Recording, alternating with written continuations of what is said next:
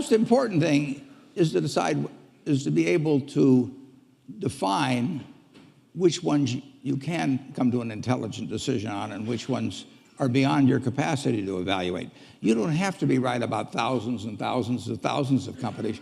You only have to be right about a couple. I met Bill Gates on July 5th, 1991. We were out in Seattle, and Bill said, "You've got to have a computer."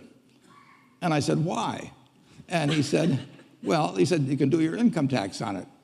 I said, "I don't have any income. Berkshire doesn't pay a dividend." He said, "Well, you can keep track of your portfolio." And I said, "I only have one stock." I said, and he says, "It's going to change everything." And I said, "Well, will it change whether people chew gum?" And he said, "Well, probably not." And I said, "Well, will it change what kind of gum they chew?" And not. And I said, "Well, then I'll stick to chewing gum and you stick to computers, you know." I don't have to understand all kinds of business. There's all kinds of business I don't understand.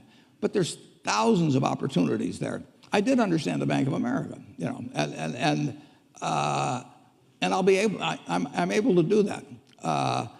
I'm able to understand some given percentage. But Ted Williams wrote a book called The Science of Hitting, and in The Science of Hitting, he's got a diagram, shows him at the plate, and he's got the strike zone divided into 77 squares, each the size of a baseball.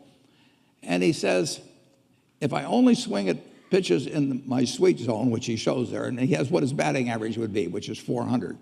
If he had to swing at low outside pitches, but still in the strike zone, his average would be 230.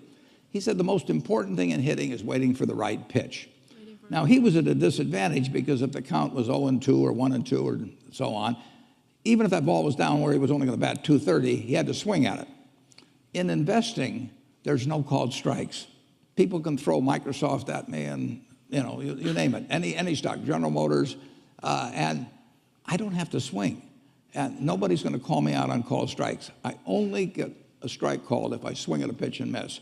So I can wait there and look at thousands of companies day after day, and only when I see something I understand and when I like the price at which it's selling, then if I swing, if I hit it, fine. If I miss it, it's a strike. But it's an enormously advantageous game. And it's a terrible mistake to think you have to have an opinion on everything. You only have to have an opinion on a few things. In fact, I've told students, if when they got out of school, they got a punch card with 20 punches on it, and that's all the investment decisions they got to make in their entire life, they would get very rich because they would think very hard about each one.